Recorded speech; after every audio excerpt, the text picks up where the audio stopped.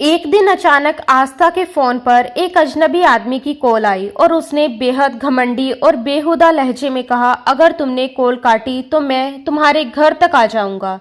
तुम मुझे बहुत पसंद आ गई हो और मैं तुम्हारे साथ 2 रातें बिताना चाहता हूँ। बदले में जितने पैसे कहोगी मैं तुम्हें दे दूंगा। ये सुनते ही आस्था का खून खोल उठा। उसने गुस्से में उस आदमी को खूब खरी खोटी सुनाई और तुरंत फोन काट दिया। मगर उसे बिल्कुल अंदाजा नहीं था कि वह गलती से एक ऐसी जिद्दी और बेरहम आदमी के अहंकार से टकरा चुकी है जिसके लिए अपनी जिद और घमंड सबसे ज्यादा मायने रखते थे। अगले दिन जब आस्था रोज की तरह ऑफिस से बाहर निकली तो सड़क के किनारे खड़ी होकर रिक्शे का इंतजार करने लगी। तभी एक काली चमचमाती कार आकर उसके पास रुकी। आस्था ने उस कार को पूरी तरह नजरअंदाज कर दिया क्योंकि ये पहली बार नहीं था, पिछले कई दिनों से वही कार उसका पीछा कर रही थी। कार के अंदर बैठा आदमी लगभग 40 साल का लग रहा था, जबकि आस्था सिर्फ 22 साल की एक बेहद खूबसूरत और मासूम लड़की थी। जब उसे महसूस हुआ कि वह आदमी लगातार उसे घूर रहा है तो उसके अंदर गुस्से की आग भड़क उठी और वह मन ही मन उसे बुरा भला कहने लगी। उसका मन कर रहा था कि जाकर उस आदमी को सबक सिखा दे। तभी उस आदमी ने हिम्मत जुटाकर कहा, हेलो मैडम। आस्था ने तेज और कड़क आवाज में पूछा, क्या परेशानी है आपको? आदमी थोड़ा घबराया लेकिन मुस्कुराते हुए बोला, आप इतनी नाराज क्यों हो रही हैं? मैं तो बस आपकी मदद करना चाहता था। अगर आप चाहें तो मैं आपको अपनी इस लग्जरी कार में आपके घर तक छोड़ सकता हूँ। ये सुनते ही आस्था का गुस्सा और बढ़ गया। उसने तिरस्कार भरे अंदाज में कहा, बहुत बहुत धन्यवाद, लेकिन मुझे तुम्हारी इस हराम की कमाई वाली गाड़ी में बैठने का कोई शौक नहीं है। ये सुनकर आदमी थोड़ा तिल मिला गया और बोला, मैडम तमीज से बात कीजिए, किसी की मेहनत की कमाई को हराम कहना ठीक नहीं। आस्था ने उसकी तरफ घूरते हुए जवाब दिया, तुम्हारा पेट और तुम्हारी नजरें ही सब कुछ बता रही हैं। तुम्हारी निकली हुई तोंद और आंखों की हवस देखकर साफ समझ आ जाता है कि ये गाड़ी तुम्हें कैसी मिली होगी। वो आदमी कई दिनों से उसे परेशान कर रहा था, इसलिए आज आस्था ने ठान लिया था कि वह उसे करारा जवाब देगी। आदमी झुंझलाकर बोला, लगता है भलाई का जमाना ही नहीं रहा। आस्था तुरंत बोली, बिल्कुल सही कहा तुमने। अगर तुम मेरे साथ भलाई करोगे तो तुम्हारा ही नुकसान होगा, इसलिए अपनी मेहरबानियां कहीं और जाकर दिखाओ। मुझे तुम्हारी कोई जरूरत नहीं।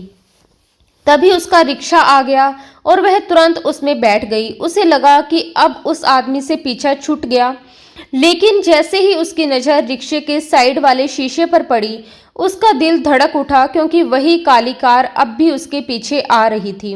वो घबराकर मन ही मन भगवान से दुआ करने लगी कि किसी तरह ये आदमी उसका पीछा छोड़ दे। उसे डर था कि अगर वह आदमी उसके घर तक पहुंच गया तो उसकी ताई जी उसे जीने नहीं देगी, क्योंकि उन्हें तो बस मौका चाहिए था उसे नीचा दिखाने का। थोड़ी दूर चलने के बाद रिक्शा चालक बोला, बहन जी मैं इससे आगे नहीं जा सकता, आगे की गलियां बहुत तंग और खराब हैं। आस्था ने विनती की, भाई थोड़ा सा आगे छोड़ दो। रिक्शा वाला चालाकी से मुस्कुराते हुए बोला, तो फिर पैसे ज्यादा लगेंगे। उसकी चालाकी देखकर वह चिढ़ गई, लेकिन झुंझलाते हुए जेब से 100 रुपए निकालकर उसके हाथ पर रख दिए। रिक्शा वाला तुरंत बोला, बहन जी 200 रुपए तय हुए थे। ये सुनकर आस्था का गुस्सा और बढ़ गया, लेकिन वह उस वक्त बहस करने के मूड में नहीं थी क्योंकि उसे जल्दी से जल्दी वहां से निकलना था। आखिरकार मजबूरी में उसने 200 रुपए देकर रिक्शे वाले से पीछा छुड़ाया। जैसे ही वह मुड़ी, उसी वक्त तेज रफ्तार से वही काली कार उसके पास से गुजरी और सड़क का कीचड़ उसके सफेद सूट और चेहरे पर उछलकर गिर गया। उसका नया सफेद ड्रेस पूरी तरह खराब हो चुका था। गुस्से और बेबसी में वह वहीं खड़ी होकर उस कार वाले को कोसने लगी। आसपास खड़े लोग उसे हैरानी से देख रहे थे। तभी उसकी बचपन की सहेली नैना दौड़ती हुई आई और बोली, क्या हो गया है तुम्हें आस्था? यहाँ सड़क पर तमाशा क्यों कर रही हो? चलो घर चलते हैं। आस्था का दिल भर आया था, वह रोना चाहती थी लेकिन उसने खुद को संभाल लिया। उसकी जिंदगी की सबसे बड़ी सच्चाई ये थी कि वह गरीब थी और बेहद खूबसूरत भी। जो भी उसे देखता था उसकी खूबसूरती का दीवाना हो जाता, मगर कोई भी उसके साथ सच्चा और सम्मानजनक रिश्ता बनाने को तैयार नहीं था। ज्यादातर लड़के सिर्फ उसके साथ वक्त बिताना चाहते थे और जब वह मना कर देती तो किसी और लड़की की तरफ बढ़ जाते। लेकिन आस्था ने हमेशा ऐसे लोगों को उनकी औकात दिखाकर अपने रास्ते से हटा दिया था। घर पहुंचने के बाद भी उसकी मुश्किलें कम नहीं हुई। जैसे ही वह अंदर दाखिल हुई, उसके कजन्स उसे देखकर हंसने लगे। मोनू को इस तरह हंसते देखकर उसका गुस्सा भड़क उठा। उसने सख्त आवाज में कहा, अपनी किताबें उठाओ और मेरे पास आओ, मैंने तुम्हें पेपर की तैयारी करवानी है। उसकी आवाज में इतनी सख्ती थी कि मोनू का चेहरा उतर गया। उसे तुरंत याद आ गया कि आस्था सिर्फ उसकी कजन ही नहीं बल्कि उसकी ट्यूशन टीचर भी है, क्योंकि उसकी मम्मी यानी कि ताई जी मोहल्ले के किसी टीचर को पैसे देने के लिए तैयार नहीं थी। इसलिए उन्होंने अपने आलसी और शरारती बच्चों की पढ़ाई की जिम्मेदारी भी आस्था के सर पर डाल दी थी। आस्था रोज की तरह ऑफिस से थककर घर लौटती तो आराम करने का मौका भी उसे मुश्किल से मिलता, क्योंकि घर आते ही उसे मोहल्ले के बच्चों को ट्यूशन पढ़ाने बैठना पड़ता था। धीरे धीरे मोहल्ले के कई बच्चे उसके पास पढ़ने आने लगे थे और पूरे 2 घंटे तक वह उन्हें पढ़ाती रहती। लेकिन सच ये था कि उन शरारती और नालायक बच्चों के बीच बैठते ही उसका दिमाग सच में चकरा जाता था। बच्चे इतने ज्यादा शैतान थे कि पढ़ाई से ज्यादा उन्हें शोर मचाने, हंसने और एक दूसरे को परेशान करने में मजा आता था। कई बार गुस्से में आकर वह उन्हें डांट भी देती, कभी कभी मार भी लग जाती, लेकिन फिर भी उन पर कोई खास फर्क नहीं पड़ता था। अगले ही पल वे फिर से वही हरकतें शुरू कर देते थे। उसकी माँ अक्सर उसे समझाती, आस्था बेटा, बच्चों पर इतना गुस्सा मत किया कर, भगवान से डर, ये तुझे बद्दुआएं देंगे। मगर आस्था उन बातों को ज्यादा दिल पर नहीं लेती थी और एक कान से सुनकर दूसरे कान से निकाल देती थी। उस दिन जब वह घर के अंदर दाखिल हुई तो उसकी माँ ने जैसे ही उसके कपड़ों की हालत देखी, माथा पकड़कर बैठ गई। सफेद सूट कीचड़ से सना हुआ था और चेहरा भी खराब हो गया था। उसकी माँ घबराकर बोली, हाय राम, ये क्या हाल बना लिया तूने? 3,000 का नया जोड़ा लिया था मैंने किसी शादी के लिए, और तू उसे यूं पहनकर चली गई और अब देख इसकी क्या हालत कर लाई है। कितनी बार कहा है कि सफेद कपड़े मत लिया कर, एक बार खराब हो जाएं तो दोबारा पहनने लायक भी नहीं रहते, लेकिन तू है कि मेरी बात सुनती ही नहीं। ये सुनकर आस्था का दिल भर आया। वह धीरे से बोली, माँ, मुझे क्या पता था कि वह बदतमीज गाड़ी वाला इतनी घटिया हरकत करेगा। इतना कहते कहते उसकी आवाज भर्रा गई और आंखों में आंसू झलक आए। फिर अचानक उसका दर्द गुस्से में बदल गया और वह बोल पड़ी, माँ, हम इतने गरीब क्यों हैं? अगर हम अमीर होते तो कितना अच्छा होता। कसम से मैं उन सब लोगों का मुंह तोड़ देती जो मुझे गंदी नजरों से देखते हैं और मेरी मजबूरी का फायदा उठाने की कोशिश करते हैं। कभी कभी तो दिल करता है कि उनकी सांसें ही बंद कर दूं। इतना कहते कहते वह अपनी माँ के पास बैठ गई और फूट फूट कर रोने लगी। उसका दिल जैसे दर्द से भर गया था और आंसू रुकने का नाम नहीं ले रहे थे। उसकी माँ ने प्यार से उसके सर पर हाथ फेरा और उसे समझाते हुए बोली, मेरी बच्ची, मैंने तुझे 1000 बार समझाया है कि इस तरह मत रोया कर।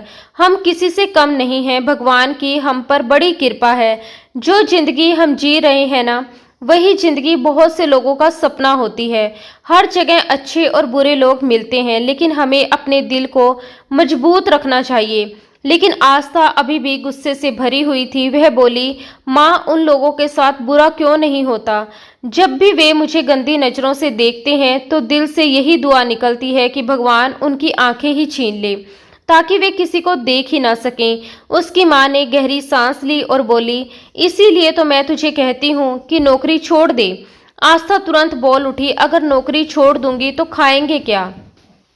ताऊजी तो हमें एक पैसा देने को भी तैयार नहीं है। पापा की जायदाद पर भी उन्होंने कब्जा कर रखा है। अगर कभी 2 पैसे ज्यादा मांग लो तो उनके नाटक शुरू हो जाते हैं। वो फिर से गुस्से से भर गई थी। तभी उसकी माँ मोनिका जी जल्दी से उसके पास आई और उसका बाजू पकड़कर धीरे से बोली, चुप हो जा, अगर तेरी ताई जी ने सुन लिया तो घर में बहुत झगड़ा होगा। क्यों बेवजह मुसीबत मोल लेती है? ये सुनकर आस्था कुछ नहीं बोली और चुपचाप अपना हाथ छुड़ाकर वॉशरूम में चली गई। नहाकर जब वह बाहर आई तो उसका दिमाग थोड़ा शांत हो चुका था, लेकिन सर के पीछे अभी भी हल्का दर्द हो रहा था। तभी उसे याद आया कि बच्चों को ट्यूशन भी पढ़ानी है, और ये सोचकर उसका मन फिर से भारी हो गया। फिर भी हिम्मत करके वो बाहर आई। उसके चेहरे के भाव देखकर बच्चे तुरंत समझ गए कि आज उनकी टीचर का मूड बिल्कुल ठीक नहीं है। अगर किसी ने जरा सी भी गलती की तो उसकी खैर नहीं। छोटी गुड़िया तो डरकर मोनू के पीछे जाकर बैठ गई, जैसे कोई उसे देख ना ले। आस्था ने सख्त आवाज में कहा, सब अपनी अपनी किताबें निकालो और पढ़ना शुरू करो। ये कहकर वह सोफे से टिककर बैठ गई। बच्चे जल्दी जल्दी अपना चैप्टर जोर जोर से पढ़ने लगे। उनकी ऊंची आवाजें सुनकर उसका सिर फिर से दुखने लगा। तभी उसकी नजर मोनू पर पड़ी और उसने कहा, मोनू इधर आकर बैठो। उसकी तेज नजरें देखकर मोनू डर गया और जैसे ही उसके पास पहुंचा वह जोर जोर से रोने लगा। आस्था झुंझलाकर बोली, अब क्या हो गया तुम्हें? ऐसे क्यों रो रहे हो? चुप हो जाओ।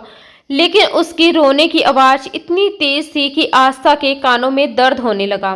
पहले ही सिर दुख रहा था और अब कान भी दुखने लगे थे। वो थोड़ा गुस्से में बोली, अगर चुप नहीं हुए तो गर्दन मरोड़ दूंगी। ये सुनकर मोनू और भी डर गया और जोर जोर से मम्मी मम्मी कहकर रोने लगा। आखिरकार आस्था ने सख्ती से कहा, ठीक है, अब बताओ क्या हुआ? मैंने अभी कुछ किया भी नहीं। मोनू ने आंसू पोंछते हुए मासूमियत से कहा, दीदी मुझे मत मारना। बहुत दर्द होता है। जब आप प्यार से समझाती हो ना, तब आप बहुत अच्छी लगती हो। आप गुस्सा मत किया करो। ये कहते कहते वह फिर से सिसकने लगा। ये सुनकर आस्था एक पल के लिए बिल्कुल चुप हो गई।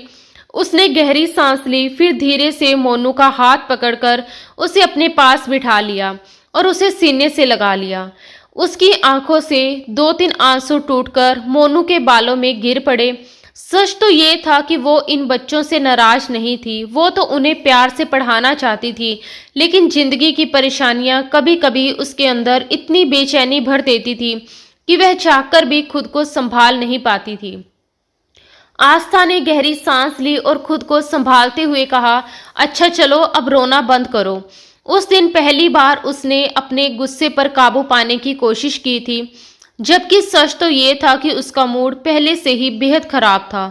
सुबह जो नया सूट उसने पहना था, उसका कीचड़ में खराब हो जाना अभी तक उसके दिल को चुभ रहा था। बच्चों को पढ़ाकर जब वह रात को अपने कमरे में आई और थकी हुई बिस्तर पर लेटी, तभी उसके मोबाइल पर ऑफिस ग्रुप का मैसेज आया। मैसेज पढ़ते ही उसकी आंखें फैल गई। लिखा था कि अगले दिन सभी कर्मचारियों को सुबह जल्दी ऑफिस पहुंचना है। ये पढ़कर उसका खून खौल उठा, क्योंकि अगले दिन तो उनका ऑफ था, फिर भी उन्हें जबरदस्ती बुलाया जा रहा था। गुस्से में उसने मोबाइल एक तरफ रखते हुए बड़बड़ाना शुरू कर दिया। इस बॉस का दिमाग सच में खराब हो गया है। पहले ही इतनी कम सैलरी देता है और काम ऐसे करवाता है जैसे हमें लाखों रुपए देता हो। अब मुझसे और नहीं सहा जाता। कल मैं उसके मुंह पर इस्तीफा मारकर आऊंगी और उसे अच्छी तरह सुना भी दूंगी। यही सोचते सोचते उसने मन ही मन पक्का फैसला कर लिया और जल्दी सोने की कोशिश करने लगी, क्योंकि अगली सुबह उसे जल्दी उठना था। उसी वक्त शहर के सबसे बड़े और शानदार क्लब में अमित शुक्ला अपने दोस्तों के साथ बैठा हुआ था। चारों तरफ तेज म्यूजिक बज रहा था और स्टेज पर खूबसूरत लड़कियां नाच रही थी, लेकिन अमित की नजरें उन पर बिल्कुल नहीं थी। वो किसी गहरी सोच में डूबा हुआ था और सामने कहीं खाली जगह को घूर रहा था। उसके माथे पर गहरी लकीरें पड़ गई, जैसे वह किसी बात से बेहद परेशान हो। तभी एक बेहद खूबसूरत लड़की उसके पास आई और बड़े नखरे से अपना हाथ उसके कंधे पर रख दिया। अमित ने तुरंत गुस्से से उसका हाथ झटक दिया और नफरत भरी नजरों से उसे घूरने लगा। लड़की मुस्कुराकर बोली, अरे मेरे हीरो, इतने गुस्से में क्यों हो? इतने परेशान क्यों लग रहे हो? चलो मेरे साथ चलो, मैं तुम्हारी सारी टेंशन दूर कर देती हूँ। ये कहते हुए उसने अमित का हाथ पकड़कर उसे उठाने की कोशिश की, लेकिन अमित ने झटके से अपना हाथ छुड़ा लिया और कड़क आवाज में बोला, अभी इसी वक्त मेरी नजरों के सामने से दफा हो जाओ, वरना ऐसा हाल करूंगा कि जिंदगी भर खुद को आईने में देखने की हिम्मत नहीं करोगी। उसकी आवाज में इतनी सख्ती थी कि लड़की एक पल के लिए सन्न रह गई, लेकिन फिर उसने भी नाराज होकर कहा, इतना गुस्सा क्यों करते हो? अगर तुम्हें ये सब इतना ही बुरा लगता है तो यहाँ आते ही क्यों हो? लड़की को बुरा लगना स्वाभाविक था, क्योंकि वह उस क्लब की सबसे खूबसूरत और सबसे ज्यादा चाही जाने वाली लड़की थी। आज तक किसी आदमी ने उसे कभी मना नहीं किया था, बल्कि लोग तो उसके पास आने के लिए तरसते थे। पहली बार वह खुद किसी आदमी के पास आई थी और उसने उसे इस तरह ठुकरा दिया था। ये उसके लिए खुली बेइज्जती थी। अमित ने ठंडी आवाज में कहा, अगर 2 मिनट के अंदर तुम यहाँ से नहीं गई तो मैं तुम्हें ऐसी मौत दूंगा कि मरने के बाद भी डर के मारे मेरा नाम पुकारोगी। उसकी आंखों में ऐसा खतरनाक गुस्सा था कि लड़की का दिल सच में डर से कांप उठा। वह तुरंत पीछे हट गई और जल्दी से वहां से चली गई। जैसे ही वह मुड़ी, सामने गौतम खड़ा था, जो मुस्कुराते हुए ये सब देख रहा था। गौतम भी कई सालों से इस क्लब में आता था और अमित का पुराना दोस्त था। उसने हंसते हुए लड़की से कहा, क्या हुआ? लगता है इस बार तुम्हारा जादू काम नहीं आया। लड़की झुंझलाकर बोली, पता नहीं खुद को क्या समझता है ये आदमी। मैं आज तक नहीं समझ पाई कि ये क्लब में आता ही क्यों है। हम जैसी औरतें यहाँ अमीर मर्दों के लिए आती हैं और अमीर मर्द हमारे लिए आते हैं, लेकिन इसके आने का असली मकसद आज तक मेरी समझ में नहीं आया। सच भी यही था कि अमित अपने दोस्तों के साथ क्लब में आता जरूर था, पार्टियों में बैठता, ड्रिंक करता और कुछ देर समय बिताकर चला जाता, लेकिन आज तक उसने कभी किसी लड़की की तरफ नजर उठाकर भी नहीं देखा था। उसके दोस्त अक्सर उसका मजाक उड़ाते थे कि उसके साथ क्लब आने का कोई फायदा नहीं, क्योंकि वह कभी किसी लड़की के पास नहीं जाता। तब अमित नफरत से सिर झटकते हुए कहता, मेरा स्तर इतना नहीं गिरा कि मैं उन लड़कियों के पास जाऊं जो हर किसी के लिए हमेशा तैयार रहती हैं। उसके दोस्त उसकी बातों को कभी गंभीरता से नहीं लेते थे और उसे सनकी या पागल समझते थे। अमित को भी कभी जरूरत महसूस नहीं हुई कि वह उन्हें समझाए कि उसके दिल में असल में क्या चल रहा है। उस रात भी वह क्लब से खाली हाथ घर लौट आया। कार चलाते हुए उसके माथे पर गहरी शिकन थी। अचानक उसने गुस्से से स्टीयरिंग पर हाथ मारा और बुदबुदाया, आज भी वह मुझे नहीं मिली। पीछे की सीट पर नशे में धुत पड़ा गौतम मुस्कुराते हुए बोला, किस लड़की की बात कर रहे हो? इतनी खूबसूरत लड़की खुद तेरे पास आई थी, लेकिन तूने तो उसे हाथ तक नहीं लगाने दिया। अमित अचानक गुस्से से चिल्लाया, मैं उसकी बात नहीं कर रहा गौतम, मैं उस भूरी आंखों वाली लड़की की बात कर रहा हूँ जिसने मेरी नींदें और मेरा सुकून छीन लिया है। वह हर वक्त मेरे दिमाग में रहती है, मुझे उसके अलावा अब कुछ दिखाई ही नहीं देता। गौतम उसकी बात सुनकर नशे में ही ठहाका लगाने लगा और लड़खड़ाती आवाज में बोला, मुझे लगता है तू सच में पागल हो गया है अमित। मगर अमित पर उसकी हंसी का कोई असर नहीं पड़ा। उसे पता था कि गौतम इस वक्त नशे में है और सुबह होते ही उसे ये सारी बातें याद भी नहीं रहेंगी, इसलिए वह अपने दिल की बात खुलकर कह रहा था। थोड़ी देर बाद वह गौतम को उसके घर छोड़कर खुद कार मोड़कर दूसरे क्लब की तरफ निकल पड़ा। पिछले 3 सालों से उसकी जिंदगी बस इसी तलाश में गुजर रही थी। शहर का शायद ही कोई क्लब बचा हो जहां वह उस लड़की को ढूंढने ना गया हो। अपने इलाके से लेकर पूरे शहर तक वह हर जगह उसे ढूंढ चुका था, लेकिन वह लड़की फिर कभी उसे नजर नहीं आई। जैसे वह अचानक उसकी जिंदगी में आई थी, वैसे ही अचानक गायब भी हो गई। कभी कभी उसे लगता जैसे जमीन उसे निगल गई हो या आसमान उसे अपने साथ ले गया हो। अब तो उसकी हिम्मत भी टूटने लगी थी और उसका सब्र भी जवाब देने लगा था। वह सच में उस लड़की के पीछे दीवाना हो चुका था। घर पहुंचकर वह थके और टूटे हुए इंसान की तरह अपने कमरे में गया और बेड पर गिर पड़ा। उसकी आंखों में हल्के आंसू भर आए। वह छत को घूरते हुए बुदबुदाया, मेरे दिल में तुम्हारे लिए इतनी बेचैनी क्यों है? आखिर तुम में ऐसा क्या है कि मैं तुम्हारा दीवाना होता जा रहा हूँ? सिर्फ एक झलक दिखाकर तुमने जैसे मुझे अपने वश में कर लिया है। तुमने मुझ पर कैसा जादू कर दिया? वह दर्द से भरी आवाज में बोल पड़ा और फिर करवट लेकर लेट गया। उसे उस लड़की का बस चेहरा याद था, उसकी भूरी आंखें और मासूम सा चेहरा, मगर उसका नाम तक नहीं पता था कि वो कौन थी, कहाँ से आई थी और कहाँ चली गई। ये सब उसके लिए एक रहस्य बन चुका था।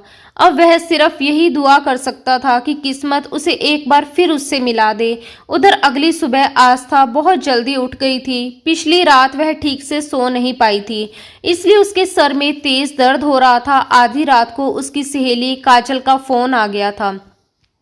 काजल बहुत टूट चुकी थी क्योंकि उसके पति ने उसे तलाक दे दिया था। वह रो रो कर अपनी हालत बता रही थी और आस्था काफी देर तक उसे समझाती रही, उसे दिलासा देती रही। शायद यही वजह थी कि आस्था को शादी के नाम से ही डर लगने लगा था। आजकल के रिश्तों में उसे स्थिरता कम और स्वार्थ ज्यादा नजर आता था। जरा सी बात पर लोग झगड़ जाते थे और बिना सोचे समझे रिश्ते तोड़ देते थे। काजल का झगड़ा भी बस एक छोटी सी बात पर हुआ था। उसने अपने पति से सिर्फ इतना कहा था कि वह दूसरी लड़कियों से इतनी नज़दीकी से बातें ना किया करे क्योंकि उसे ये सब अच्छा नहीं लगता। मगर उसके पति ने अपनी गलत दोस्तियों को छोड़ने की बजाय अपनी पत्नी को ही छोड़ना आसान समझा और उसे तलाक दे दिया। ये सब सोचकर आस्था का दिल भारी हो गया था, मगर वह चाहकर भी अपनी सहेली के लिए कुछ नहीं कर सकती थी।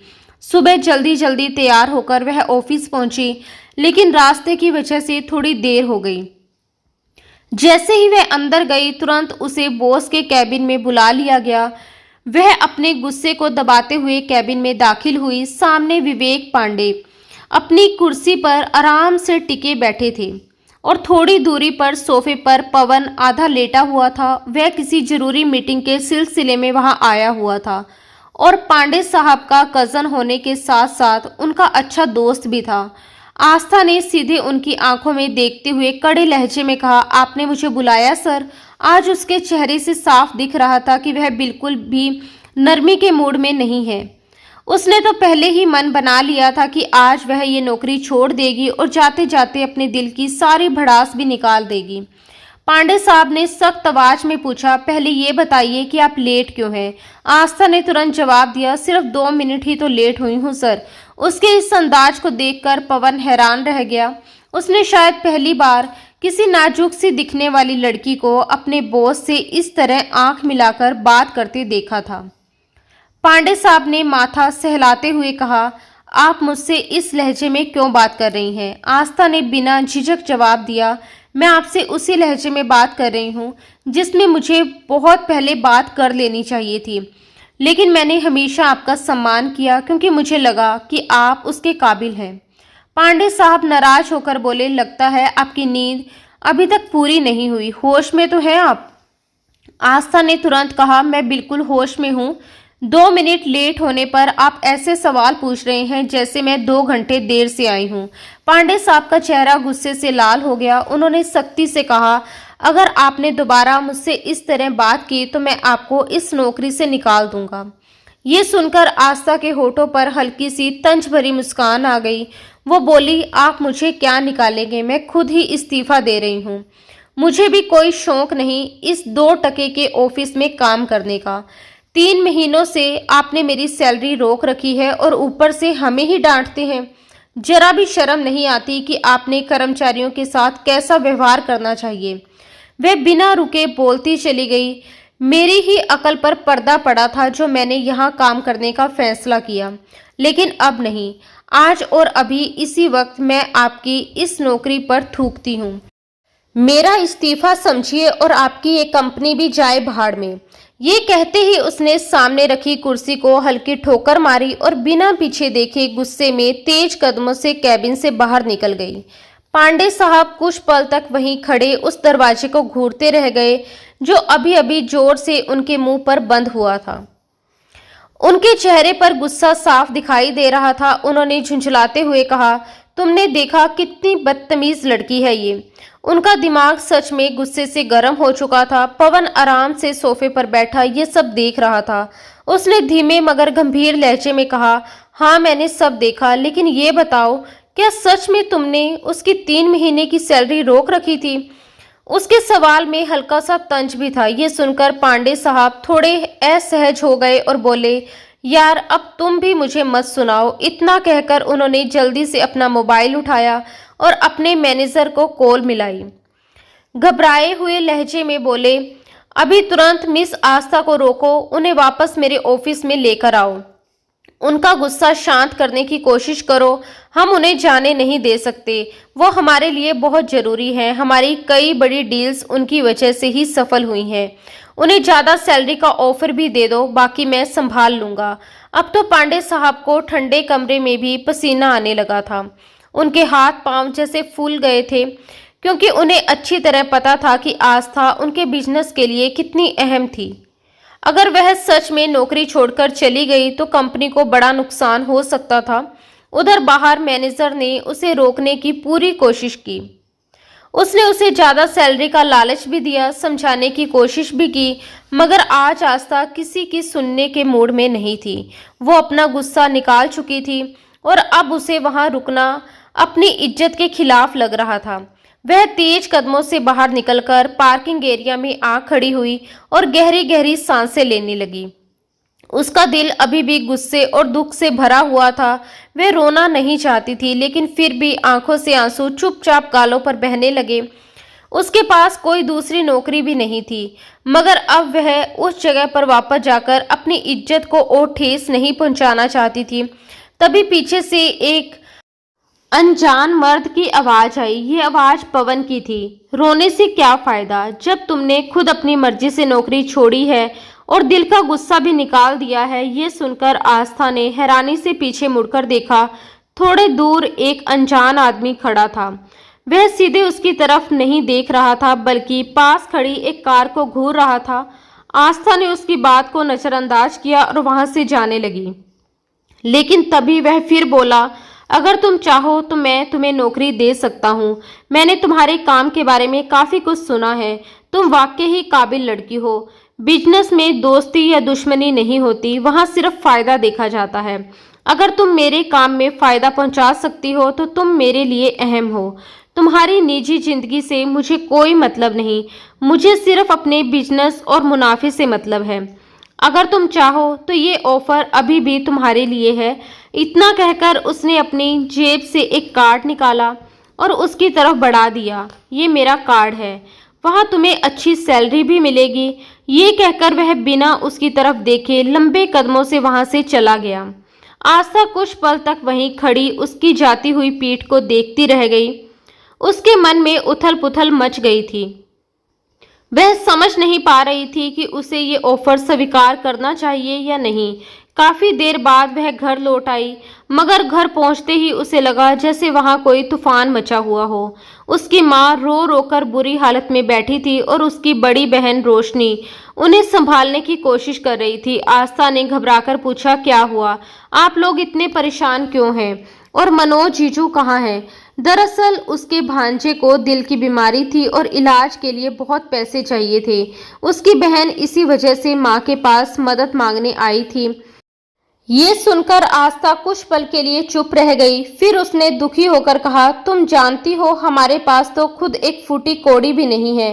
रोशनी ने धीमे से कहा, हाँ मुझे पता है, मैं तुम लोगों से पैसे लेने नहीं आई, बस दिल बहुत भारी था इसलिए यहाँ आ गई। इतना कहकर उसने आस्था को अपने सीने से लगा लिया। थोड़ी देर बाद उसकी माँ ने उम्मीद भरी नजरों से कहा, आस्था तुम अपने ऑफिस से लोन ले लो, शायद काम बन जाए। ये सुनकर आस्था चुप हो गई, क्योंकि वह कैसे बताती कि उसने तो आज ही नौकरी छोड़ दी है। अगर ये बात माँ को पता चलती तो वह और ज्यादा परेशान हो जाती और बहन भी शायद उसे उल्हाने देती। रात को अपने कमरे में अकेली बैठी वह गहरी सोच में डूब गई। कुछ देर बाद उसने पवन का दिया हुआ कार्ड निकाला और उस पर लिखा नंबर डायल कर दिया। उधर पवन के मोबाइल में वो नंबर पहले से सेव था। स्क्रीन पर उसका नाम देखकर उसके होठों पर हल्की मुस्कान आ गई। उसने कॉल उठाकर कहा, हेलो। दूसरी तरफ से आस्था की हल्की और नाजुक आवाज आई, मुझे आपकी नौकरी मंजूर है। पवन ने थोड़े ठंडे लहजे में कहा, ये बात आप सुबह ऑफिस टाइम में भी बता सकती थी। आधी रात को किसी शरीफ आदमी को फोन करना ठीक नहीं माना जाता। ये सुनकर आस्था थोड़ी घबरा गई और जल्दी से बोली, आई एम रियली सॉरी, मैं थोड़ा परेशान थी इसलिए ध्यान नहीं रहा। पवन ने शांत आवाज में कहा, कोई बात नहीं, आप कल से काम पर आ जाइए और अपने कुछ जरूरी डॉक्यूमेंट्स भी साथ ले आइएगा ताकि आपका रिकॉर्ड बनाया जा सके। इतना कहकर उसने कॉल काट दी। इससे पहले कि आस्था कुछ और कहती, लाइन कट चुकी थी। वह कुछ पल तक फोन को देखती रही और फिर हल्का सा मुंह बनाते हुए बोली, अजीब इंसान है, कम से कम बाय तो कह सकता था। फिर उसने सिर झटका और खुद से सवाल किया, क्या मैं सही कर रही हूँ? लेकिन अगले ही पल उसने गहरी सांस ली और सोचा, जो होगा देखा जाएगा। यही सोचकर वह बिस्तर पर लेट गई और धीरे धीरे उसकी आंख लग गई। दूसरी तरफ पवन ने तुरंत अमित को कॉल करके उस नई लड़की की ज्वाइनिंग के बारे में बता दिया। असल में ये पूरा बिजनेस अमित शुक्ला का ही था और पवन उसका कजन होने के साथ साथ अपने पिता के कहने पर उसके साथ बिजनेस सीख रहा था। अमित ने उसकी सारी बातें बहुत ही लापरवाही से सुनी और बिना कोई खास प्रतिक्रिया दिए कॉल काट दिया, क्योंकि उसे ऐसे छोटे मोटे मामलों में बिल्कुल भी दिलचस्पी नहीं थी। पवन ने भी कंधे उचकाए और वापस अपने काम में लग गया। उसे अगले दिन की फाइलें तैयार करनी थी, क्योंकि वह सिर्फ कजन ही नहीं बल्कि अमित का सेक्रेटरी भी था। और सच कहें तो अमित जैसे आदमी के साथ काम करना बेहद मुश्किल था। उसका स्वभाव कभी धूप जैसा नरम हो जाता और कभी छांव की तरह ठंडा और बेरहम। पवन अक्सर मजाक में सोचता था कि उसने तो सुना था लड़कियों के मूड स्विंग होते हैं, लेकिन यहाँ तो अमित के मूड ही तूफान की तरह बदलते रहते हैं और कई बार लड़कियों से भी ज्यादा खतरनाक साबित होते हैं।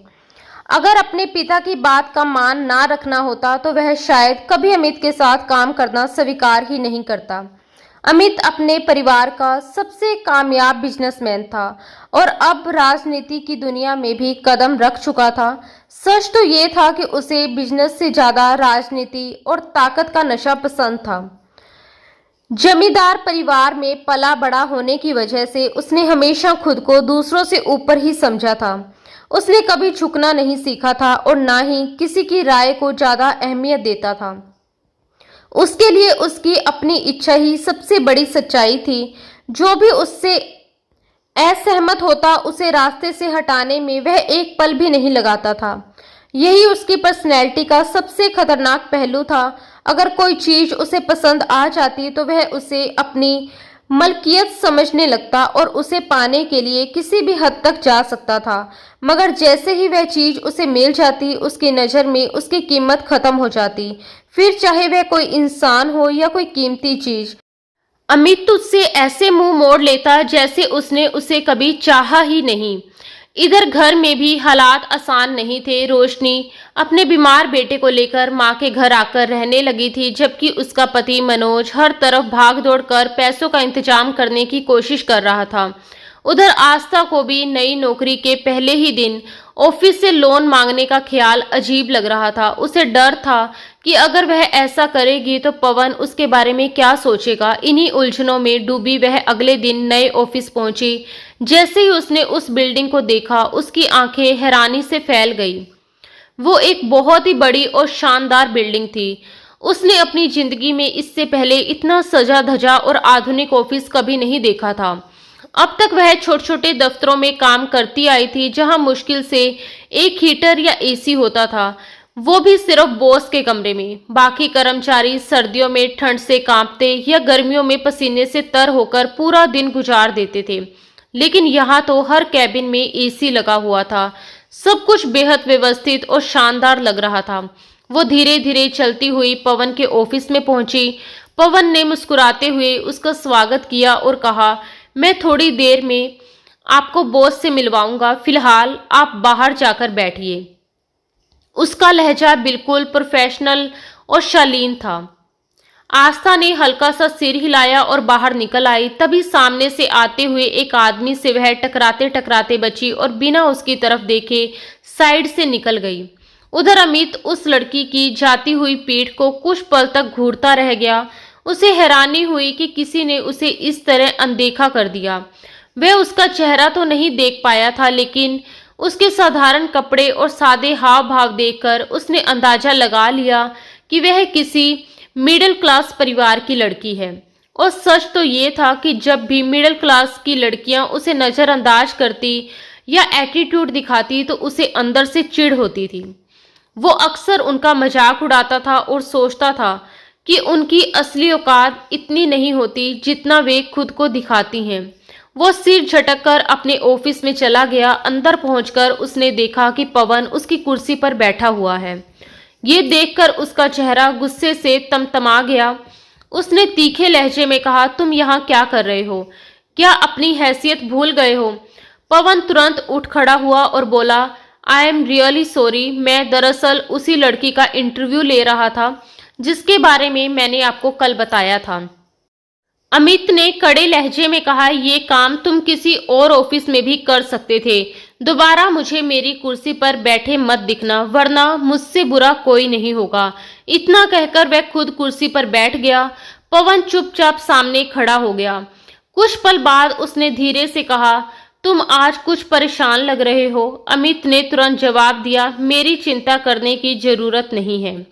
पवन ने गंभीरता से कहा, अगर कोई समस्या है तो तुम मुझसे शेयर कर सकते हो। अमित की आंखों में गुस्सा चमक उठा। वो बोला, ताकि तुम मेरी मजबूरी पर हंस सको। पवन शांत स्वर में बोला, तुम ऐसा क्यों सोचते हो? मैं तुम्हारा मजाक नहीं उड़ाऊंगा, बल्कि मदद करने की कोशिश करूंगा।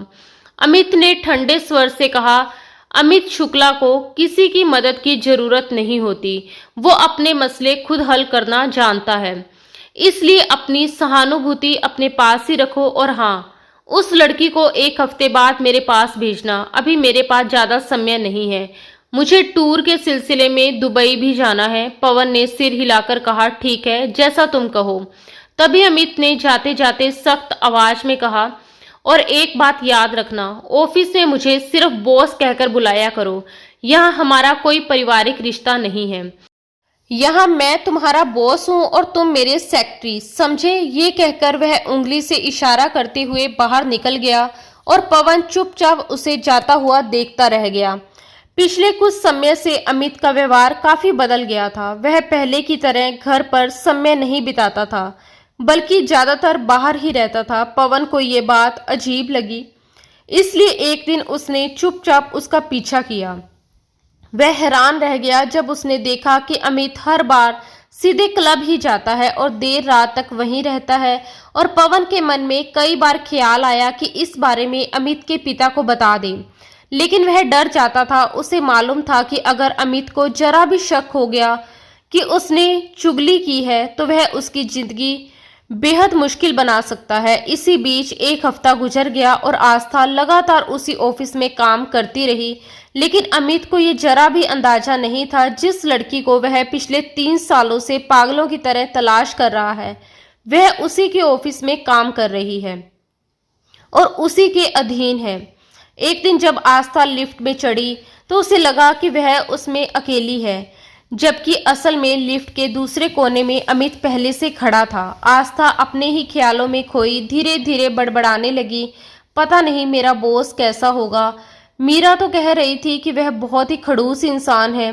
अगर उसने मुझ पर रोब झाड़ने की कोशिश की तो मैं क्या करूंगी? कहीं फिर से गुस्से में आकर कुछ गलत बोल दिया तो? पहले भी अपने गुस्से की वजह से मैं नौकरी खो चुकी हूँ। अगर ये नौकरी भी हाथ से निकल गई, हे भगवान, मेरा गुजारा कैसे होगा? वह लगातार बोलती जा रही थी। उसे जरा भी अंदाजा नहीं था कि कोई उसकी हर बात सुन रहा है। अमित कुछ देर तक उसे चुपचाप सुनता रहा, फिर आखिरकार झुंझलाकर बोला, अगर आप थोड़ी देर के लिए चुप हो जाएं तो बड़ी मेहरबानी होगी, और किसी के बारे में राय देने से पहले उससे मिल लेना बेहतर होता है। अचानक आई भारी और अनजानी आवाज सुनते ही आस्था चौंक कर पलटी और जोर से चीखते हुए लिफ्ट के कोने में जा खड़ी हुई। तभी अचानक लिफ्ट जोर जोर से हिलने लगी और कुछ ही पल में खराब होकर रुक गई। लाइट भी बंद हो गई और चारों तरफ सन्नाटा छा गया। डर के मारे आस्था का दिल तेजी से धड़कने लगा। घबराकर वह दौड़कर अमित से लिपट गई और उसकी शर्ट को कसकर पकड़ लिया। उसका पूरा शरीर डर से कांप रहा था। दूसरी तरफ अमित भी कुछ पल के लिए बिल्कुल स्तंभ रह गया। लड़की की देह की नरमी महसूस होते ही उसके अंदर दबी हुई भावनाएं अचानक जाग उठी। आस्था कांपती आवाज में बार बार कह रही थी, हे भगवान, प्लीज मुझे बचा लो, मैं मरना नहीं चाहती। कुछ देर बाद अचानक लाइट वापस आ गई और लिफ्ट भी फिर से चलने लगी। जैसे ही रोशनी फैली, अमित की नजर पहली बार आस्था के चेहरे पर पड़ी और वह उसे देखते ही जैसे जम सा गया। ये वही चेहरा था, वही मासूम आंखें, वही चेहरा जिसे वह पिछले 3 सालों से ढूंढ रहा था। उसका दिल जोर जोर से धड़कने लगा। जिस लड़की की तलाश में वह इतने सालों से भटक रहा था, वह आज उसके बिल्कुल सामने खड़ी थी। अब जब वह इतनी करीब थी तो वह खुद को उससे दूर कैसे रख सकता था। अगले ही पल उसने अचानक उसकी कमर पकड़कर उसे अपनी तरफ खींच लिया। आस्था इस हरकत के लिए बिल्कुल तैयार नहीं थी। वह घबराकर झटपटाने लगी, जैसे जाल में फंसी मछली तड़पती है और खुद को छुड़ाने की कोशिश करती रही। वही अमित उसकी आंखों, चेहरे और हर हाव भाव को गौर से देख रहा था, जैसे अपने दिल को यकीन दिलाना चाहता हो कि ये वही लड़की है जिसे वह इतने सालों से ढूंढ रहा था। जब उसे पूरी तरह यकीन हो गया, तब तक आस्था होश में आ चुकी थी। वह तुरंत उससे दूर हट गई और शर्म से सिर झुकाकर खड़ी हो गई। लेकिन अमित के अंदर तो जैसे तूफान उठ चुका था। उसके दिल में अजीब सी आग भड़क रही थी। उधर आस्था की सांसें भी बुरी तरह बिखर चुकी थी। उसे अपने ऊपर गुस्सा भी आ रहा था और डर भी लग रहा था कि कहीं ये आदमी पूरे ऑफिस में इसके बारे में गलत बातें ना फैला दे। वह जल्दी से लिफ्ट से निकलकर सीधे अपने बॉस के ऑफिस के बाहर जाकर खड़ी हो गई। कुछ देर बाद जब दरवाजा खुला और अमित अंदर आया तो आस्था के पैरों तले जमीन खिसक गई। उसका दिल जोर जोर से धड़कने लगा। क्या ये मेरा बॉस है? उसके मन में घबराहट दौड़ गई। उसे याद आया कि कुछ देर पहले ही वह लिफ्ट में अपने बॉस की बुराई कर रही थी। वह मन ही मन खुद को कोसने लगी, हे भगवान, मैंने तो अपने ही पैरों पर कुल्हाड़ी मार ली। अब मेरा क्या होगा? डर और घबराहट में उसने मन ही मन भगवान को याद किया और अनुमति लेकर कमरे में दाखिल हो गई। अंदर अमित आराम से अपनी कुर्सी पर बैठा हुआ था, जैसे कुछ हुआ ही ना हो। आस्था सामने वाली कुर्सी पर बैठ गई। अमित ने धीमे लहजे में कहा, तो आप हैं मिस आस्था? आपके आइडियाज के ऑफिस में काफी चर्चे हो रही हैं। आप काफी समझदार लगती हैं। आपकी डिग्री और डॉक्यूमेंट्स देखकर भी पता चलता है कि आपने पढ़ाई में बहुत मेहनत की है। वो शब्द कम बोल रहा था, लेकिन उसकी नजरें लगातार आस्था के चेहरे और उसके पूरे वजूद को गौर से देख रही थी। आस्था उसकी जलती हुई नजरों की तपिश को महसूस करके असहज हो गई और धीरे से अपना पहलू बदल कर बैठ गई। मगर अमित की निगाहें जैसे उस पर से हटने का नाम ही नहीं ले रही थी। वो उसे गौर से देखते हुए धीमे लेकिन गहरे लहजे में बोला, बताओ तुम्हें और क्या क्या शौक है, और क्या इस नौकरी के अलावा भी कहीं काम करती हो? उसका अंदाज ऐसा था जैसे वह सिर्फ सवाल नहीं पूछ रहा, बल्कि उसके भीतर तक झांकने की कोशिश कर रहा हो। आस्था ने तुरंत सिर हिलाकर जवाब दिया, नहीं, इसके अलावा मैं कहीं और काम नहीं करती। उसकी आवाज में हल्की सी घबराहट थी, लेकिन उसने खुद को संभालने की कोशिश की। अमित ने बाहें हल्की सी चढ़ाई और फिर उसी ठंडे अंदाज में पूछा, रात के वक्त भी नहीं? कोई पार्टी टाइम जॉब? ये सुनते ही आस्था का दिल जैसे अचानक बहुत तेज धड़कने लगा। उसके दिमाग में बिजली की तरह वो काली और डरावनी रात चमक उठी, जिसने उसकी जिंदगी की दिशा ही बदल दी थी। उसके चेहरे का रंग थोड़ा फीका पड़ गया। वह हल्का सा घबराकर बोली, सर आप क्या कहना चाहते हैं? अगर कुछ कहना है तो साफ साफ कहिए। अमित अब कुर्सी पर पीछे की ओर टिक कर बैठ गया। उसे गहरी नजरों से देखते हुए बोला, मैं बस इतना पूछ रहा हूँ कि इस नौकरी के अलावा तुम्हारा कोई और धंधा तो नहीं है? उसकी बात सुनकर आस्था को जैसे झटका लगा। उसने खुद को संभालते हुए कहा, मुझे आपकी बात समझ नहीं आ रही, और जहां तक जॉब का सवाल है, ये मेरी दूसरी नौकरी है। अमित के होठों पर हल्की सी रहस्यमयी मुस्कान आ गई। उसने धीमे मगर ठहरे हुए स्वर में कहा, तुम शायद भूल रही हो मिस आस्था, क्योंकि जहां तक मुझे लगता है ये तुम्हारी तीसरी नौकरी है। उसने तीसरी शब्द पर खास जोर दिया, जैसे वह कोई छुपा हुआ राज जानता हो। अब आस्था के दिल में डर की हल्की लहर दौड़ गई थी। वह समझ नहीं पा रही थी कि उसका बॉस आखिर किस तरफ इशारा कर रहा है। उसके सवाल सीधे नहीं थे, मगर उनमें एक अजीब सी चुभन थी। अगर उसे इस ऑफिस से लोन लेने की मजबूरी ना होती तो शायद वह उसी वक्त उठकर वहां से चली जाती, मगर अब वह ऐसा कर भी नहीं सकती थी। कल ही उसने पवन से लोन लिया था, और अगर अब नौकरी छोड़ती तो उसे भारी जुर्माना भरना पड़ता। वह हर तरह से फंस चुकी थी। उसने किसी तरह खुद को संभाला, अमित के कुछ सवालों के जवाब दिए और जल्दी से वहां से उठकर बाहर निकल आई। उसकी आंखें आंसुओं से भर चुकी थी, लेकिन वह ऑफिस में किसी के सामने रोना नहीं चाहती थी। जब वह शाम को घर लौटी तो वहां का माहौल बिल्कुल अलग था। उसकी माँ और बहन के चेहरे पर खुशी साफ झलक रही थी। उसकी बहन रोशनी की आंखों में राहत थी, क्योंकि उसके बेटे का ऑपरेशन सफल हो चुका था। आस्था के लोन से मिले पैसों से ही ये ऑपरेशन संभव हो पाया था और डॉक्टरों ने कहा था कि अब बच्चा बिल्कुल ठीक हो जाएगा। रोशनी और उसके पति बार बार आस्था का धन्यवाद कर रहे थे। रोशनी ने भावुक होकर कहा, तुम चिंता मत करो आस्था, हम बहुत जल्द तुम्हारा सारा कर्ज चुका देंगे। आस्था बस हल्की सी मुस्कान देकर उनकी बातें सुनती रही, मगर उसके दिल का बोझ कम नहीं हुआ। अपने कमरे में पहुंचते ही वह बिस्तर पर बैठ गई और उसके आंसू फिर से बहने लगे। दूसरी तरफ उसी समय अमित ने उसके बारे में पूरी जानकारी निकलवा ली थी। उसे पता चला कि आस्था एक मिडिल क्लास परिवार से है और एक छोटे से घर में अपनी माँ के साथ रहती है। उसके पिता का देहांत हो चुका था और उसके ताऊ जी ने सारी संपत्ति अपने कब्जे में ले ली थी। उसकी एक बड़ी बहन थी जिसकी शादी हो चुकी थी। आस्था बचपन से ही मेहनती रही थी। उसने छोटी उम्र से ही बच्चों को ट्यूशन पढ़ाना शुरू कर दिया था ताकि अपनी पढ़ाई का खर्च खुद उठा सके।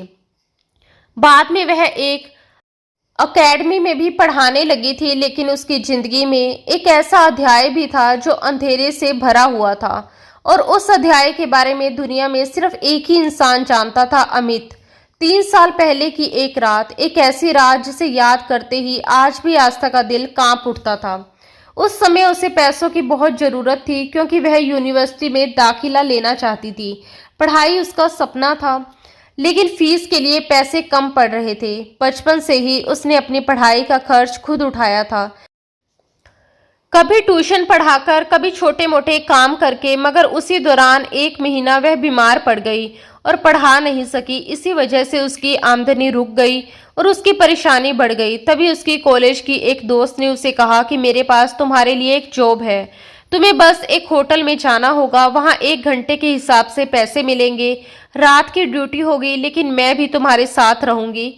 अपनी दोस्त पर भरोसा करके आस्था उसकी बातों में आ गई। उसे जरा भी अंदाजा नहीं था कि उसकी वही दोस्त दिल में जलन छुपाए बैठी है और उसे मुसीबत में धकेलना चाहती है। घर पर उसने बहन को भरोसे में लेकर कहा कि वह उसी से मिलने जा रही है, लेकिन जब उसकी दोस्त उसे लेकर एक क्लब के बाहर पहुंची तो उसका दिल घबराने लगा। अंदर का माहौल बिल्कुल अलग और डरावना था। तेज म्यूजिक, चमकती लाइटें, शराब की गंध और अजीब अजीब लोग। कुछ लड़के उसे घूर रहे थे, उनकी नजरें उसे असहज कर रही थी। वह डर के मारे एक कोने में जाकर खड़ी हो गई और खुद को दुपट्टे में समेटने लगी। उसी समय अमित भी पहली बार अपने दोस्तों के साथ उस क्लब में आया था। वो हंसी मजाक करते हुए अंदर आया, मगर जैसे ही उसकी नजर उस कोने में खड़ी लड़की पर पड़ी, वो अचानक रुक गया। उसकी सादगी बाकी माहौल से बिल्कुल अलग थी। साधारण सा सूट, दुपट्टे से खुद को ढकने की कोशिश और चेहरे पर साफ झलकता डर। ये सब देखकर अमित को लगा कि ये लड़की यहाँ की नहीं है। वो धीरे धीरे उसके पास गया। जैसे ही वह उसके करीब पहुंचा, आस्था डर के मारे तुरंत बोली, प्लीज मेरे पास मत आइए, मैं एक शरीफ लड़की हूँ। उसकी आवाज में इतना डर और सच्चाई थी कि अमित भी कुछ पल के लिए चुप रह गया। जिस तरह उसने खुद को संभाल कर रखा हुआ था और जिस तरह दुपट्टे से खुद को ढक रही थी, उससे साफ पता चलता था कि वह सचमुच किसी अच्छे घर की लड़की है, जो शायद किसी धोखे में यहाँ आ गई है। और उसी पल अमित के मन में पहली बार उसके लिए एक अजीब सा एहसास जागा था, जिसे वह खुद भी उस समय समझ नहीं पाया था। अमित ने उसे ध्यान से देखते हुए पूछा, फिर तुम यहाँ क्या कर रही हो? उसकी आवाज में हैरानी भी थी और संदेह भी। आस्था की आंखों से आंसू बहने लगे। उसने सिसकते हुए कहा, मुझे मेरी दोस्त धोखे से यहाँ लेकर आई थी, अब पता नहीं वह कहाँ चली गई। वह बेहद डरी हुई थी और खुद को संभालने की कोशिश कर रही थी। तभी उसकी दोस्त अनिका वहां पहुंची। जैसे ही उसने एक हैंडसम लड़के को आस्था के करीब खड़ा देखा तो उसके चेहरे पर शैतानी भरी मुस्कान फैल गई। वह व्यंग्य भरे अंदाज में हंसते हुए बोली, अरे वाह, तुम तो मेरी सोच से भी ज्यादा चालाक निकली। यहाँ आते ही अपना क्लाइंट भी ढूंढ लिया। अनिका की बात सुनते ही आस्था घबरा गई। वह तुरंत बोली, नहीं, ऐसा नहीं है, ये झूठ बोल रही है, मैं ऐसी लड़की नहीं हूँ, प्लीज मुझ पर विश्वास कीजिए। ये कहते हुए वह डर के मारे अमित के पीछे जाकर खड़ी हो गई, जैसे उससे ही सुरक्षा की उम्मीद हो। अमित का चेहरा सख्त हो गया। उसने वहां मौजूद लड़कों को घूरते हुए कड़े स्वर में कहा, तुम में से कोई भी इस लड़की को हाथ नहीं लगाएगा। अगर किसी ने इसके करीब आने की कोशिश भी की तो मुझसे बुरा कोई नहीं होगा। उसे खुद भी समझ नहीं आ रहा था कि वह अचानक इस अजनबी लड़की के लिए इतना आगे क्यों बढ़ गया, लेकिन उसके दिल ने उसे यही करने को कहा। मगर अनिका के साथ आए कुछ लड़के ये बात सुनकर भड़क गए और अमित से उलझ पड़े। माहौल अचानक गर्म हो गया। उसी अफरा तफरी का फायदा उठाकर आस्था वहां से चुपचाप निकल गई। वह बिना पीछे देखे तेजी से क्लब से बाहर भागी। उसका दिल डर से बुरी तरह कांप रहा था। वह बस किसी तरह उस जगह से दूर जाना चाहती थी। भागते भागते अचानक वह सड़क पर खड़ी एक कार से टकरा गई। उस कार में एक कपल बैठा हुआ था। उन्होंने तुरंत कार रोकी और उसे संभाला। आस्था की हालत देखकर वे उसे पास के अस्पताल ले गए। वह पूरी रात अस्पताल में ही रही। सुबह होते ही वह चुपचाप वहां से निकलकर अपने घर लौट आई। पिछली रात उसके साथ जो कुछ भी हुआ था वह उसके दिल में एक डरावने राज की तरह दफन हो गया। उसने ये बात किसी को भी नहीं बताई, यहाँ तक कि अपनी बड़ी बहन को भी नहीं। उस घटना के बाद उसका दोस्ती पर से भरोसा उठ गया था, क्योंकि अनिका ने जो उसके साथ किया था वो उसके दिल पर गहरा घाव छोड़ गया था। उधर क्लब में अमित उन लड़कों से निपटने के बाद वापस उस लड़की को ढूंढने लगा था। उसने हर जगह उसे तलाश किया, मगर वह कहीं नहीं मिली। जैसे वह अचानक धरती में समा गई या आसमान ने उसे निगल लिया हो। कुछ दिनों तक वह उस अनजान लड़की के बारे में सोचता रहा, मगर फिर धीरे धीरे अपने कामों में व्यस्त हो गया। समय बीतता गया और 3 साल गुजर गए। उन 3 सालों में अमित की जिंदगी काफी बदल चुकी थी। पहले वह थोड़ा कमजोर और दुबला पतला सा था, लेकिन अब उसने जिम जाकर अपनी बॉडी और अपनी पर्सनैलिटी को पूरी तरह बदल लिया था। उसका व्यक्तित्व अब पहले से कई ज्यादा प्रभावशाली और मजबूत हो चुका था। यही वजह थी कि जब आस्था उससे फिर से मिली तो वो उसे पहचान नहीं पाई थी, मगर जब उसने उसकी बातें और उसका अंदाज याद किया तो वह ठिठक कर रह गई। धीरे धीरे उसे एहसास होने लगा कि वही आदमी था जिसने 3 साल पहले उस भयानक रात में उसकी मदद की थी। वो इन्हीं उलझी हुई यादों में खोई हुई थी कि अचानक उसके मोबाइल की घंटी बजने लगी। उस तेज रिंगटोन ने उसका ध्यान खींच लिया। उसने मोबाइल उठाकर देखा तो स्क्रीन पर एक अनजान नंबर चमक रहा था। उसका दिल तेज धड़कने लगा। उसने हिचकते हुए कॉल रिसीव किया और धीरे से हेलो कहा, लेकिन जैसे ही सामने से आवाज आई उसका दिल एक पल के लिए जैसे रुक गया। वो आवाज अमित की थी। कुछ पल के लिए वह कुछ बोल ही नहीं पाई। अमित ने बेहद ठंडे और साफ लहजे में कहा, तुम मुझे पसंद आ गई हो और मैं तुम्हारे साथ कुछ समय बिताना चाहता हूँ। जितने पैसे तुम कहोगी मैं देने के लिए तैयार हूँ। जो चीज मुझे पसंद आ जाती है उसे मैं अपनी मलकियत बना लेता हूँ, और तुम भी अब मुझे पसंद आ गई हो। मैं तुम्हें अपने पास रखना चाहता हूँ जब तक मेरा दिल तुमसे भर ना जाए। अमित शायद कभी असली मोहब्बत के एहसास से नहीं गुजरा था। उसे लगता था कि ये बस एक आकर्षण है जो कुछ समय बाद खत्म हो जाएगा। वो सोच रहा था कि कुछ दिन उसे अपने पास रखेगा और जब मन भर जाएगा तो उसे छोड़ देगा, मगर उसे खुद नहीं पता था कि ये लड़की धीरे धीरे उसकी रग रग में बसती जा रही है। दूसरी तरफ आस्था उसकी बातें सुनकर गुस्से से कांप उठी। उसका चेहरा लाल हो गया। वो जोर से बोली, तुम अपने आप को क्या समझते हो? अगर तुम्हें लगता है कि पैसों से तुम मुझे खरीद सकते हो तो ये तुम्हारी सबसे बड़ी गलतफहमी है। मैं तुम जैसे इंसान पर थूकना भी पसंद नहीं करती। उसकी आवाज गुस्से से कांप रही थी। उसने आगे कहा, और हाँ, मैं तुम्हारी नौकरी पर भी लानत भेजती हूँ। ये कहकर उसने अमित की बात सुने बिना ही फोन काट दिया। गुस्से में उसने अपना फोन दूर रख दिया और कमरे में गहरी सांसें लेते हुए खड़ी हो गई, जैसे उसके अंदर का तूफान अभी भी थमने का नाम नहीं ले रहा हो। अगली सुबह पवन का फोन आते ही आस्था की नींद टूटी। पवन ने उसे जल्दी ऑफिस आने के लिए कहा क्योंकि उस दिन एक बहुत ही जरूरी मीटिंग होने वाली थी। फोन कटने के बाद आस्था देर तक चुप बैठी रही। उसका दिल घबराहट से भरा हुआ था। वो खुद को ऐसी हालत में फंसा हुआ महसूस कर रही थी जहां से निकलने का कोई आसान रास्ता नहीं था। अगर वह ऑफिस जाने से मना करती तो उसे भारी जुर्माना भरना पड़ता, और अगर ऑफिस जाती तो वहां अमित से सामना होना तय था। उसे याद आते ही शर्म और गुस्से की मिलीजुली लहर उसके भीतर उठने लगी, मगर मजबूरी ऐसी थी कि उसे जाना ही पड़ा। ऑफिस पहुंचने के बाद वह हर वक्त कोशिश करती रही कि किसी भी तरह अमित से उसका आमना सामना ना हो। वो अपने काम में सिर झुकाकर लगी रही। जब भी बाहर निकलती तो पहले इधर उधर देख लेती। एक बार जब वह अपने कैबिन से बाहर निकल रही थी, तभी दूर खड़े अमित पर उसकी नजर पड़ गई। उसे देखते ही वह तुरंत चुप होकर दूसरी तरफ मुड़ गई और जैसे छिपने की कोशिश करने लगी। अमित ने यह सब देख लिया था। उसे ऐसे बचते हुए देखकर उसके होठों पर अनचाही सी मुस्कान आ गई। वह मन ही मन बोला, मेरी जान, हर हाल में तुम्हें मेरे पास आना ही होगा, चाहे तुम अपनी खुशी से आओ या मुझे मजबूर होकर तुम्हें अपने पास लाना पड़े। अब तो मैं तुम्हारी जिंदगी का हिस्सा बनकर ही रहूंगा।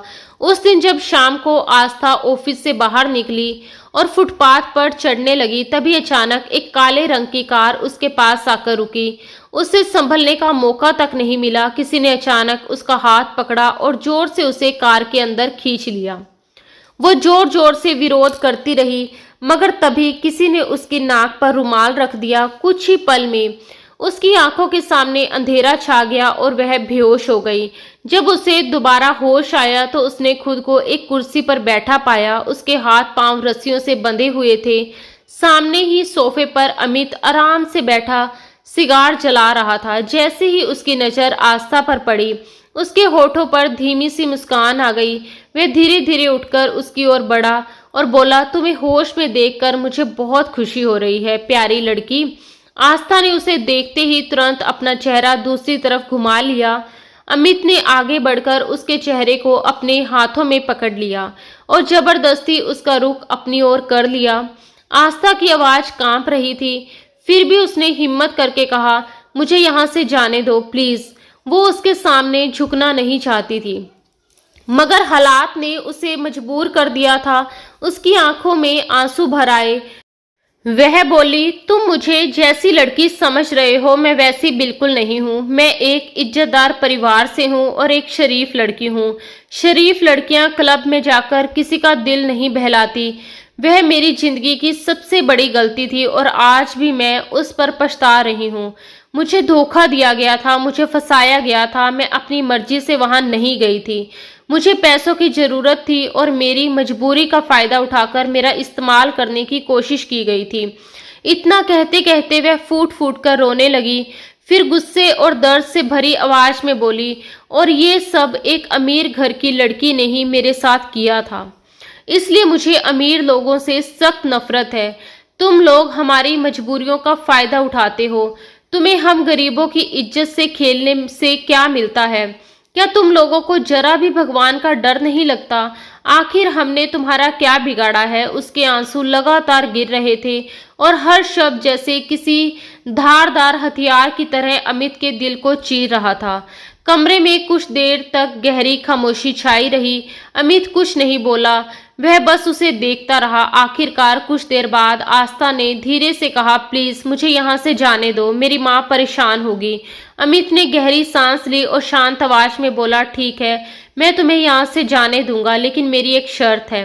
आस्था ने चौंक कर उसकी तरफ देखा। अमित बोला, तुम्हें मुझसे शादी करनी होगी। आस्था ने बिना झिझके उसकी आंखों में देखते हुए जवाब दिया, मैं छिपकर तुमसे शादी नहीं करूंगी। अगर सच में मुझे अपनी जिंदगी का हिस्सा बनाना चाहते हो तो सबके सामने डंके की चोट पर मेरे घर आकर मेरी माँ से मेरा हाथ मांगो। अगर तुम ऐसा कर सकते हो तभी मैं तुम्हारे साथ किसी भी रिश्ते के बारे में सोचूंगी। इसके अलावा मैं तुम्हारे साथ कोई रिश्ता नहीं बनाऊंगी। अमित कुछ पल तक उसे देखता रहा, फिर धीरे से बोला, अगर मैं ऐसा करूं तो क्या तुम सच में मेरी जिंदगी में आने के लिए तैयार हो जाओगी? असल में वह उसे दोबारा खोना नहीं चाहता था। अभी कुछ देर पहले जो उसने किया था, उसे अगवा करना, उसके लिए उसे अंदर ही अंदर शर्म महसूस हो रही थी। वह सोच रहा था कि अगर वह सच में उससे प्यार करता है तो उसे सीधे और सम्मानजनक तरीके से शादी की बात करनी चाहिए थी, मगर अपने गुस्से और जुनून में उसने सब कुछ उलझा दिया था। दूसरी तरफ आस्था को पूरा यकीन था कि अमित कभी भी अपने परिवार के साथ उसके घर शादी का प्रस्ताव लेकर नहीं आएगा। इसी सोच के साथ उसने हाँ कह दी। उसके बाद अमित खुद उसे उसके घर छोड़ने गया। रास्ते में जब उसकी नज़र आस्था की कलाई पर पड़े रस्सियों के निशानों पर गई तो वह रुक गया और धीमे स्वर में पूछ बैठा, क्या तुम्हारे हाथ में दर्द हो रहा है? आस्था ने उसकी ओर देखकर तीखे स्वर में कहा, ये निशान तुम्हारे ही दिए हुए हैं, इसलिए तुम्हें इनसे फर्क नहीं पड़ना चाहिए। इतना कहकर वह कार से उतर गई और तेज कदमों से अपने घर के अंदर चली गई। घर पहुंचते ही उसकी ताई जी ने उसके चरित्र पर ताने कसने शुरू कर दिए, मगर इस बार उसने कोई जवाब नहीं दिया। वह चुपचाप अपने कमरे में चली गई और अपनी माँ से बस इतना कहा कि ऑफिस में काम बहुत ज्यादा था, इसलिए देर हो गई। कुछ दिनों के बाद उसकी जिंदगी धीरे धीरे सामान्य होने लगी। वह रोज की तरह ऑफिस जाने लगी। अमित ने फिर कभी उसके रास्ते में रुकावट नहीं डाली और ना ही उससे कोई गलत बात करने की कोशिश की, बल्कि उसने उसके काम से खुश होकर उसे प्रमोशन दे दिया। अब आस्था उसकी पर्सनल सेक्रेटरी बन चुकी थी। इन दिनों अमित का व्यवहार पूरी तरह बदल चुका था। वह ऑफिस में आस्था के साथ बेहद सम्मान और सलीके से पेश आता था। उसकी बातों में अब पहले जैसा घमंड या जबरदस्ती बिल्कुल नहीं थी। आस्था को ये बदलाव देखकर हैरानी भी होती थी और दिल ही दिल में उसे राहत भी महसूस होती थी। उसे लगने लगा था कि शायद अब अमित के मन में उसे पाने का जुनून खत्म हो चुका है और वह अपनी जिंदगी में आगे बढ़ गया है, मगर किस्मत ने उनके लिए कुछ और ही लिख रखा था। एक शाम जब आस्था ऑफिस से थकी हुई घर लौटी और जैसे ही उसने दरवाजा खोला तो सामने बैठे लोगों को देखकर वह एकदम ठिठक गई। उसके पैरों तले जमीन खिसक गई। सामने सोफे पर अमित अपने माता पिता के साथ बैठा हुआ था। वह पूरे सम्मान और औपचारिकता के साथ उसके घर रिश्ता लेकर आया था। आस्था की आंखों में हैरानी साफ दिखाई दे रही थी। तभी अमित की मां मुस्कुराते हुए उसके पास आई और बड़े प्यार से उसे अपने पास बिठा लिया। उन्होंने स्नेह से उसका हाथ थामा, उसके हाथों में शगुन के पैसे रख दिए। ये सब देखकर आस्था कुछ पल के लिए समझ ही नहीं पाई कि ये सपना है या हकीकत। उसे अनायास ही अपनी माँ की तरफ देखा। उसकी माँ की आंखों में खुशी के आंसू भरे हुए थे। उनकी नज़रों में संतोष और गर्व साफ झलक रहा था। उन्हें अपनी बेटी पर पूरा विश्वास था कि उसने जिंदगी में जितना सब्र किया है, भगवान जरूर उसकी झोली खुशियों से भरेंगे। उन्हें लगता था कि उनकी बेटी की किस्मत बहुत अच्छी है और आखिरकार भगवान ने उसकी सारी परीक्षाओं का फल उसे दे दिया है। अमित के रूप में उसे एक ऐसा जीवन साथी मिल रहा था जो सच में उसे समझता था, उसे अपनाना चाहता था और समय के साथ उनकी शादी भी बड़े सादे लेकिन खुशी भरे माहौल में हो गई। शादी की पहली रात आस्था के मन में हल्की सी घबराहट और संकोच था, क्योंकि उसके दिल में अब भी अतीत की कुछ परछाइयां बाकी थी। लेकिन जिस अपनेपन, सम्मान और सच्चे भाव से अमित ने उसके साथ रिश्ता निभाया, उसने आस्था का दिल पूरी तरह जीत लिया। उसने आस्था को कभी भी किसी बात के लिए मजबूर नहीं किया, बल्कि उसे पूरा समय और सम्मान दिया। उस रात आस्था को महसूस हुआ कि ये वही इंसान नहीं है जो कभी जिद और गुस्से में उसे अपने पास रखना चाहता था, बल्कि अब वह सच में उसे दिल से चाहता है। धीरे धीरे आस्था उसके प्यार की कायल हो गई। आस्था के जीवन में आने के बाद अमित ने खुद को हर तरह से बदल लिया था। उसने अपनी आदतों, अपने व्यवहार और अपने सोचने के तरीके तक को बदल डाला था। वह अब वही इंसान बनने की कोशिश कर रहा था जैसा आस्था को पसंद था। वह उसकी छोटी से छोटी बात का ध्यान रखता, उसकी पसंद नापसंद समझता और हर जगह उसका सम्मान करता था। सबसे बड़ी बात ये थी कि उसने कभी भी आस्था के अतीत को लेकर उसे ताना नहीं दिया। उसने ना तो कभी उस रात की बात दोहराई और ना ही कभी उसे शर्मिंदा महसूस करवाया। उसके दिल में बस एक ही भावना थी, बेहिसाब मोहब्बत। धीरे धीरे आस्था के दिल में अमीर लोगों के लिए जो कड़वाहट और नफरत पैदा हो गई थी, वो भी खत्म होने लगी। जब वो अमित के परिवार से मिली, उनके साथ समय बिताया, तो उसे महसूस हुआ कि हर अमीर इंसान एक जैसा नहीं होता। जैसे हाथ की पांचों उंगलियां बराबर नहीं होती, वैसे ही हर इंसान भी अलग होता है। अमित का परिवार बहुत ही सादा, समझदार और प्यार करने वाला था। उन्होंने आस्था को कभी पराया महसूस नहीं होने दिया।